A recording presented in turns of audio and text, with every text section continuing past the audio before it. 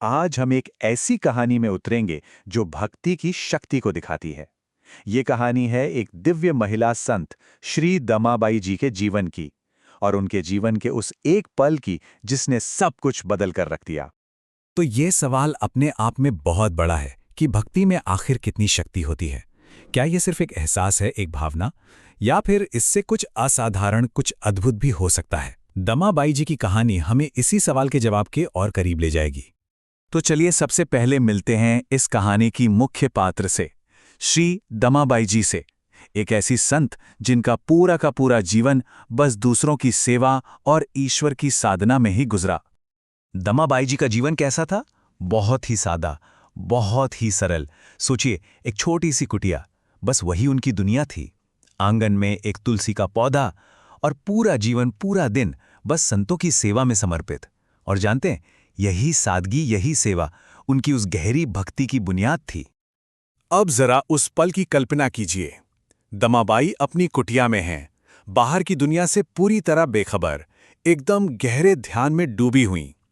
उन्हें जरा भी अंदाजा नहीं था कि उनकी यही एकाग्रता एक ऐसे अविश्वसनीय अनुभव का दरवाजा खोलने जा रही है जिसकी उन्होंने कल्पना भी नहीं की थी। और बस यहीं से कहानी का सबसे अद्भुत, सबसे चमत्कारी हिस्सा शुरू होता है। कहते हैं ना, जब भक्ति अपनी पराकाष्ठा पर पहुंचती है तो क्या होता है। चलिए देखते हैं दमाबाई जी के साथ क्या हुआ। उसी गहरे ध्यान में उन्हें अचानक एक दिव्य उपस्थिति का एहसास होता है।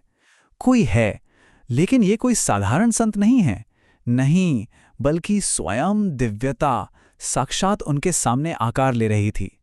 जी हाँ, बिल्कुल सही। उनकी अटूट भक्ति का फल उन्हें मिला। स्वयं भगवान श्री कृष्ण उनके सामने प्रकट हुए। सोचिए, ये उनकी साधना का वो चरम था, वो पल था जिसका सपना हर भक्त अपनी पूरी जिंदगी देखता है। और उनका स्वरूप कैसा था? भगवान ने सफेद यानी श्वेत वस्त्र पहने हुए थे। चेहरे पर एक बहुत ही शांत, एक बहुत ही निर्मल मुस्कान थी और उनके चारों तरफ एक दिव्य ऑरा, एक तेजस्वी आभा फैली हुई थी। ये वर्णन ही उस पल की दिव्यता को आंखों के सामने ले आता है। लेकिन देखिए, ये सिर्फ आंखों से देखने वाला दर्शन नहीं था। नहीं, असली चमत्कार, असली अनुभव तो दमाबाई के भीतर हो रहा था, उनके मन में, उनकी आत्मा में। उन्होंने जो महसूस किया उसे शायद शब्दों में कहना भी मुमकिन नहीं है। एक वर्णन मिलता है जो उस पल की भावना को बहुत खूबसूरती से बताता है। वातावरण भक्ति, प्रेम और दिव्यता की आभा से भर गया था। मतलब सिर्फ दमाबाई ही नहीं, उनकी पूरी कुटिया, वो पूरा का पूरा माहौल भक्ति, प्रेम और दिव्यता की एक अलग ही ऊर्जा से सराबोर हो गया था। लेकिन जैसा हर दिव्य अनुभव के साथ होता है, ये दर्शन भी हमेशा के लिए नहीं था। धीरे धीरे, जैसे कोई सपना हो, एक खूबसूरत प्रकाश में भगवान का वो रूप विलीन होने लगा और इस तरह से गायब होना उस अनुभव को और भी ज्यादा अलौकिक बना गया। और जैसे ही वो दर्शन आंखों से ओझल हुआ, दमाबाई की आंखों से आंसू बह निकले।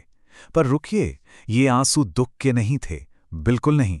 ये आंसू थे उस परम आनंद के, उस कृतज्ञता के जिसने उन्हें अंदर तक भर दिया था, अभिभूत कर दिया था। दमाबाई ने जिस अवस्था को महसूस किया उसके लिए एक शब्द है, परमानंद। परमानंद यानी परमानंद। ये सर्वोच्च आध्यात्मिक सुख है, दिव्यता की वो चरम अवस्था जो दुनिया के किसी भी सुख से बहुत बहुत बढ़कर है।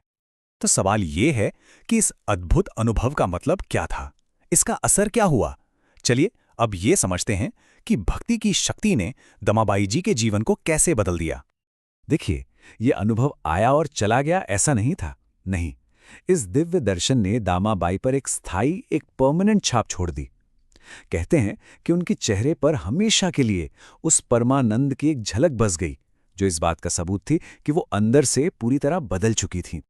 तो आखिर में दमाबाई की ये कहानी एक जीता जागता सबूत है इस बात का कि सच्ची और गहरी आस्था, सच्ची भक्ति कैसे असाधारण अनुभवों को जन्म दे सकती है। ये हमें दिखाती है कि विश्वास में वो ताकत है जो हकीकत को भी बदल सकती है।